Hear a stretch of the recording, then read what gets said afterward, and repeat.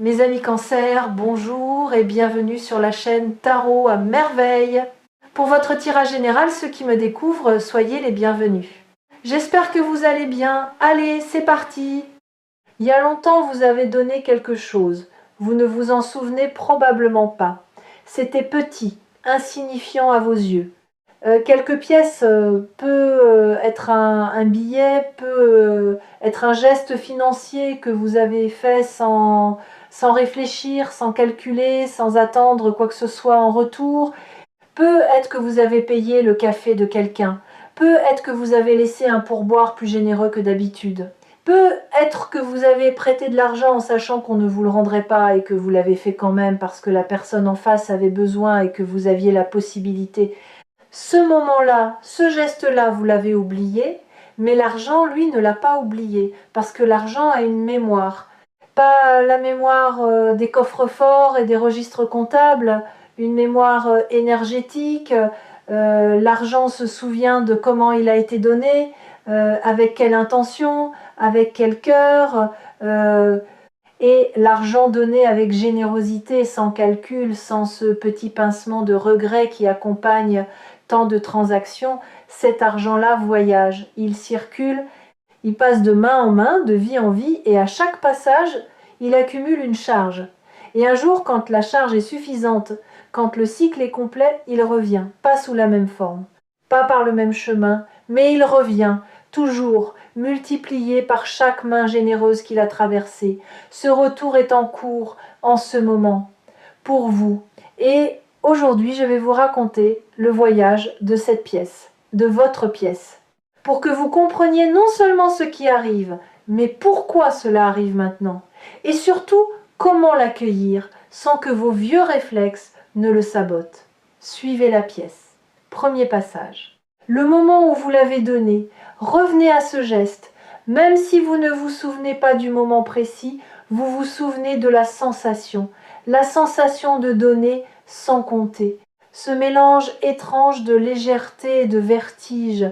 Légèreté parce que donner libère, vertige parce que quelque chose en vous murmurait que vous ne pouviez pas vous le permettre, que c'était imprudent, que vous auriez besoin de cet argent plus tard. Ce murmure, c'était la voix de la rareté. La voix ancienne, héritée, transmise de génération en génération, qui dit que l'argent est limité, fragile, toujours sur le point de manquer, et malgré cette voix, vous avez donné, vous avez choisi la générosité plutôt que la peur, et ce choix, aussi petit qu'il paraisse, a mis en mouvement quelque chose que vous ne pouviez pas voir. Parce que chaque acte de générosité pose une question à l'univers. Pas une question formulée avec des mots, une question posée avec l'énergie. Et cette question est: suis-je dans un monde de rareté ou dans un monde d'abondance? Si vous retenez chaque centime avec la terreur de celui qui pense que rien ne reviendra, vous répondez rareté. Et le monde, fidèle miroir de vos croyances, vous envoie exactement assez pour survivre. Juste assez. Jamais plus. Mais si vous donnez, si vous laissez circuler avec confiance, même quand la logique vous dit de retenir, vous répondez abondance. Et le monde ajuste sa réponse en conséquence. Votre geste de générosité passée a envoyé cette réponse. Et la réponse de l'univers est en route. Deuxième passage. Le voyage invisible. Votre pièce a quitté vos mains et a commencé un voyage que vous n'avez pas pu suivre. Elle est entrée dans la vie de quelqu'un d'autre. Et dans cette vie, elle a fait quelque chose, peut être qu'elle a permis un repas, peut être qu'elle a comblé un manque juste assez pour éviter une crise, peut être qu'elle a simplement rappelé à quelqu'un que la bonté existe encore dans ce monde. Et cette personne, touchée par votre geste, consciemment ou non, a à son tour fait circuler quelque chose, pas nécessairement de l'argent, peut être de la gentillesse, peut être de l'aide, peut être un sourire qui a changé la journée de quelqu'un d'autre, et ainsi votre pièce s'est transformée. Elle a cessé d'être un objet métallique pour devenir une onde de générosité qui s'est propagée de personne en personne, invisible, silencieuse mais réelle. Et cette onde a touché des vies que vous ne connaîtrez jamais, des gens que vous ne croiserez jamais, des histoires dont vous n'entendrez jamais parler, mais qui existent, et qui portent quelque part dans leur trame l'empreinte de votre geste initial. Ce voyage invisible est la partie de l'abondance que personne ne vous enseigne. Les livres de finances parlent d'investissement, de rendement, de stratégie, mais ils ne parlent jamais du voyage invisible. De cette circulation souterraine qui transforme la générosité en retour, la confiance en récompense et la foi en manifestation concrète.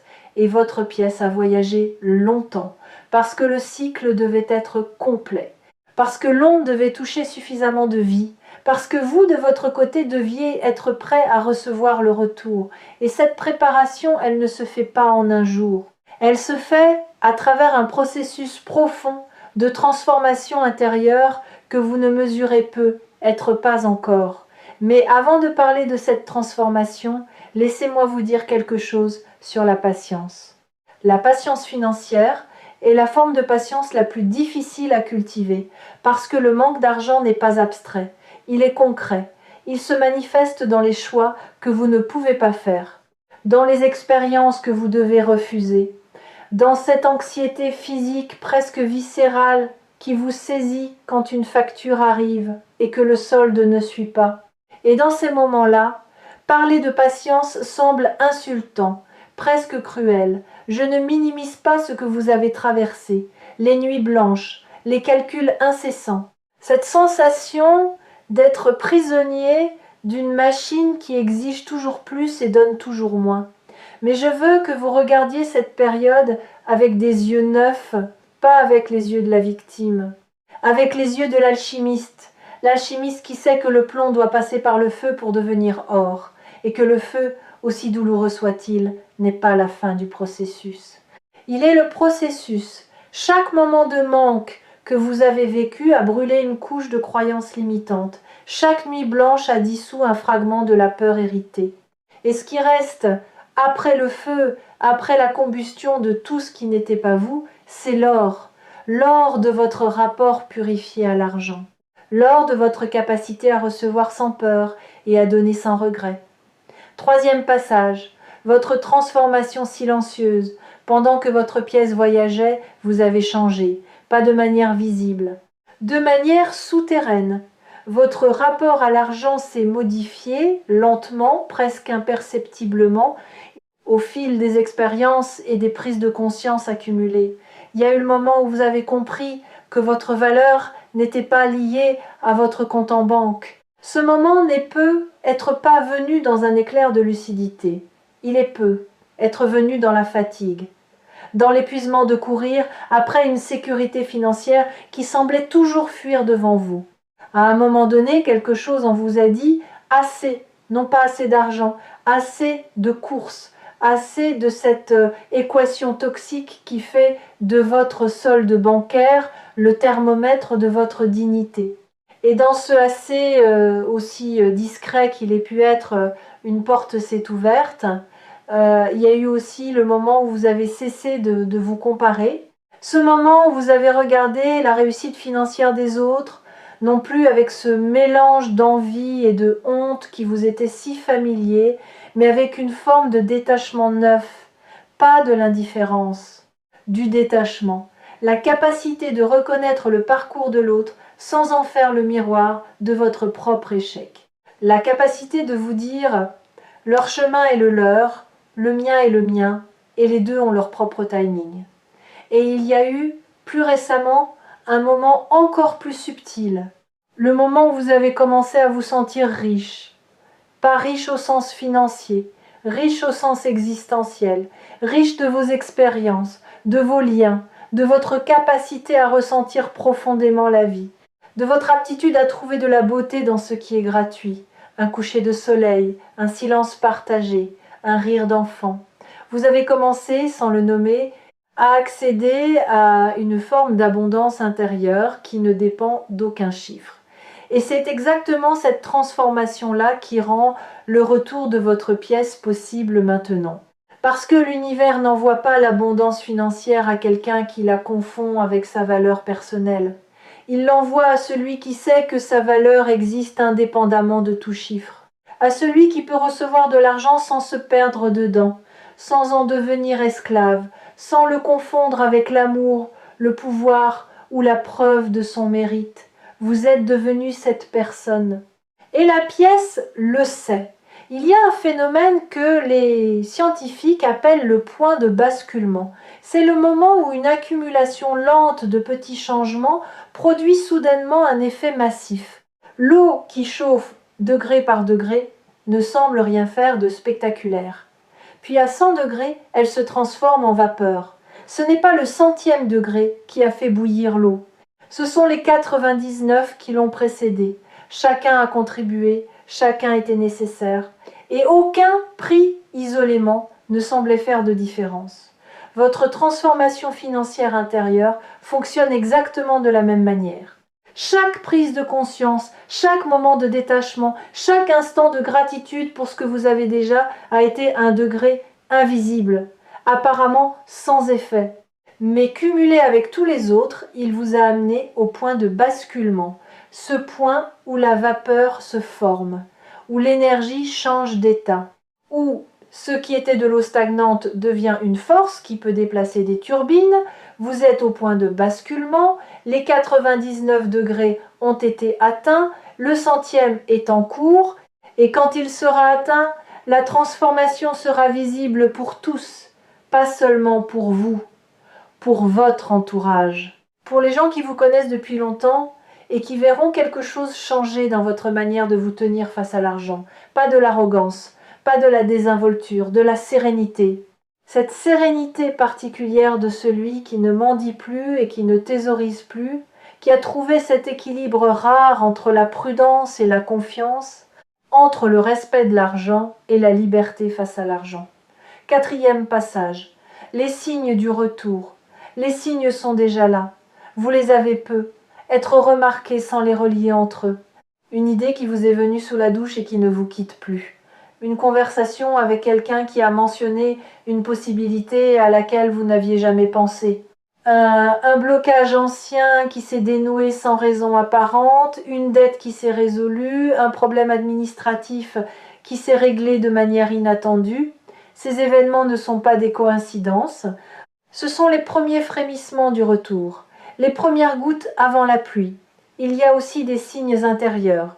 Votre relation à la dépense a changé. Vous ressentez moins de culpabilité quand vous vous faites plaisir. Vous calculez moins obsessivement. Vous dormez un peu mieux malgré les incertitudes. Ce relâchement intérieur, aussi léger soit-il, est un signal puissant. Il indique que votre système nerveux, qui était programmé pour le mode survie financière, commence à se reprogrammer pour le mode réception. Et le mode réception est la fréquence sur laquelle l'abondance voyage. Si vous avez trouvé cette vidéo sur Tarot à merveille, considérez cela comme un signe supplémentaire, pas le moindre. Peut être le plus significatif de tous, parce que les messages ne trouvent pas les mauvaises oreilles, ils trouvent les oreilles prêtes, et vos oreilles sont prêtes. Cinquième passage, la nature de la somme. Parlons maintenant de cet argent inattendu qui arrive. Et soyons précis sur le mot inattendu. Inattendu ne signifie pas immérité. Inattendu signifie que la forme sous laquelle il arrive ne sera pas celle que vous aviez anticipée. Ce ne sera probablement pas un héritage tombé du ciel ou un billet de loterie gagnant. Ce sera plus subtil, plus intelligent, plus aligné avec qui vous êtes devenu. Peut être une compétence que vous possédez et que vous n'avez jamais monétisée parce que vous ne la considériez pas comme ayant de la valeur. Quelque chose que vous faites si naturellement, si facilement, que vous pensiez que tout le monde pouvait le faire, mais tout le monde ne peut pas. Et quelqu'un, quelque part, est prêt à reconnaître la valeur de ce que vous considérez comme ordinaire. Cette reconnaissance va prendre une forme financière, pas parce que votre talent a soudain changé, parce que votre perception de sa valeur est en train de changer. Et quand vous cessez de brader ce que vous avez à offrir, le monde cesse de vous payer au rabais. Peut être aussi une opportunité qui se présente dans un domaine que vous n'aviez pas envisagé. Un croisement inattendu entre quelque chose que vous savez faire et un besoin que vous ne soupçonniez pas. Ce croisement, quand il se produira, vous semblera évident. Vous vous direz « Comment n'ai-je pas vu cela avant ?» Et la réponse sera simple. Vous ne pouviez pas le voir parce que vos yeux étaient voilés par la croyance que l'argent ne pouvait venir que par les canaux traditionnels, les chemins balisés, les voies approuvées par la société. Mais l'abondance ne respecte pas les conventions. Elle emprunte les passages les plus inattendus, les fissures dans le mur, les interstices entre les certitudes, les espaces que votre mental avait déclarés vides. Il y a aussi une troisième possibilité que je perçois fortement. Quelqu'un va penser à vous pour quelque chose, pas parce que vous l'avez demandé, pas parce que vous avez fait du lobbying ou du réseautage ou de la promotion, parce que votre nom a traversé l'esprit de quelqu'un au moment exact où cette personne cherchait la solution à un problème que vous êtes capable de résoudre. Vous serez recommandé, mentionné, poussé vers une lumière que vous n'aviez pas cherchée. Et cette recommandation, ce geste de quelqu'un qui pense à vous en votre absence, est l'une des formes les plus pures du retour de la pièce, parce qu'elle prouve que votre impact dépasse votre présence physique, que vous avez laissé une empreinte dans l'esprit de quelqu'un, et que cette empreinte, aujourd'hui, devient un pont vers votre prochaine étape financière. Ne sous-estimez jamais la puissance d'une bonne réputation bâtie en silence. Les gens qui travaillent avec intégrité, qui donnent plus qu'ils ne promettent, qui traitent les autres avec respect indépendamment de leur statut, ces gens-là plantent des graines dans l'esprit de chaque personne qu'ils croisent. Et ces graines, un jour, fleurissent sous forme d'opportunités. Pas des opportunités bruyantes, des opportunités précises, calibrées, taillées sur mesure pour correspondre exactement à ce que vous êtes et à ce que vous pouvez offrir. 6e passage. Le piège du retour. Et voici la partie que je dois vous dire avec la plus grande clarté, parce que l'argent qui revient porte avec lui un test, pas un test punitif, un test de cohérence. Le test est simple. Quand cette somme arrivera, resterez-vous la personne que vous êtes devenue ou reviendrez-vous à la personne que vous étiez? La personne que vous étiez avait peur, elle accumulait par anxiété, elle retenait par terreur du manque. Elle se sentait coupable de posséder et honteuse de manquer. La personne que vous êtes devenue circule. Elle donne avec confiance. Elle reçoit avec gratitude. Elle comprend que l'argent est un flux, pas un stock. Que la richesse véritable se mesure à la vitesse à laquelle l'énergie circule à travers vous, pas à la quantité que vous parvenez à retenir. Le piège, c'est la régression. Quand l'argent arrive après une longue période de manque, les vieux réflexes se réactivent, la peur se réveille, l'anxiété reprend sa place, et soudain vous vous retrouvez à serrer les poings sur ce que vous venez de recevoir, terrifié à l'idée que cela disparaisse. Si vous cédez à ce réflexe, le flux se coupe, le robinet se ferme, et vous vous retrouvez exactement là où vous étiez avant, avec un peu plus d'argent mais la même peur, ce qui revient au même. La clé est de rester dans le mouvement, de continuer à circuler, de continuer à donner, même quand la peur dit de retenir, de continuer à investir en vous-même, dans vos rêves, dans votre bien-être, même quand la voix de la rareté murmure que vous devriez tout garder pour les jours difficiles. Les jours difficiles, vous les avez déjà traversés. Ils vous ont enseigné tout ce qu'ils avaient à enseigner. Il est temps d'appliquer ces leçons, pas de les revivre. Un mot que j'aimerais vous offrir ici. Un mot à garder comme une amulette contre la régression. Ce mot, c'est circuler. Quand vous sentez la peur se resserrer autour de votre argent, murmurez-le. Circulez, pas dépenser, pas dilapider, circulez. Comme le sang circule dans le corps. Si le sang s'arrête dans une artère, c'est la crise cardiaque. Si l'argent s'arrête dans vos poings serrés, c'est la crise d'abondance. Gardez le flux vivant, gardez le mouvement actif. Et la somme inattendue ne sera pas un événement isolé. Elle sera le premier chapitre d'une histoire financière entièrement nouvelle. La pièce que vous avez donnée il y a longtemps est sur le chemin du retour. Elle a traversé des mains, des vies, des continents, peut être. Elle a semé dans chaque sol qu'elle a touché et récolté dans chaque cœur qu'elle a effleuré. Et maintenant, chargée de tout ce voyage, amplifiée par chaque acte de générosité qu'elle a inspiré, elle revient vers vous, non pas comme une pièce, comme une vague. Et cette vague porte avec elle plus que de l'argent. Elle porte la confirmation que vous vivez dans un monde d'abondance, que la générosité n'est pas une perte, que la confiance n'est pas de la naïveté, et que le cœur est un meilleur comptable que le mental ne le sera jamais. Les habitués des messages partagés sur Tarot à merveille reconnaîtront ici un thème qui revient sous des formes différentes, mais qui porte toujours la même. Essence, l'idée que ce que vous envoyez dans le monde revient vers vous, transformé, amplifié, mûri par le voyage, et que la seule chose qui détermine la qualité du retour, c'est la qualité de l'envoi. Vous avez envoyé de la générosité, vous recevrez de l'abondance, vous avez envoyé de la confiance, vous recevrez de la sécurité, vous avez envoyé de l'amour à travers chaque geste financier posé avec le cœur plutôt qu'avec la peur, et cet amour revient, sous la forme la plus concrète qui existe dans le monde matériel, sous la forme d'argent. Septième passage. L'accueil. L'argent est presque là, vous le sentez. Peut-être pas encore dans votre portefeuille, mais dans votre corps, oui.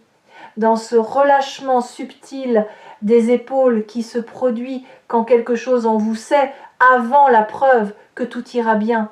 Dans cette légèreté nouvelle que vous portez certains matins, sans raison logique, simplement parce que votre être profond perçoit l'approche du changement. Accueillez-le avec la dignité de quelqu'un qui ne mendie pas, mais qui ouvre la porte, avec la grâce de celui qui dit merci avant même de voir ce qui se trouve dans le paquet, avec la maturité de celui qui comprend que l'argent est un outil et non un maître, un serviteur et non un juge, un courant et non une destination. Quand la somme sera là, quand vous la tiendrez entre vos mains sous quelque forme qu'elle prenne, posez-vous une seule question, pas combien, pas comment la faire fructifier, pas comment la protéger. Une seule question, quelle part de cette somme vais-je remettre en circulation? Pas par obligation, pas par culpabilité, par intelligence, par la compréhension profonde que le flux qui vous a apporté cette somme est le même flux qui en apportera d'autres, et que ce flux se nourrit de mouvement, pas de stagnation. Il y a une dernière chose que je veux vous dire avant que cette pièce ne frappe à votre porte. L'argent qui arrive va changer votre vie, oui, mais pas de la manière dont les gens imaginent habituellement quand ils entendent changer sa vie financière.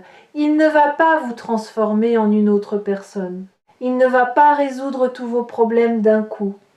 Il ne va pas remplir les vides que seul l'amour, le sens et la connexion humaine peuvent remplir. Ce qu'il va faire est plus discret et infiniment plus précieux.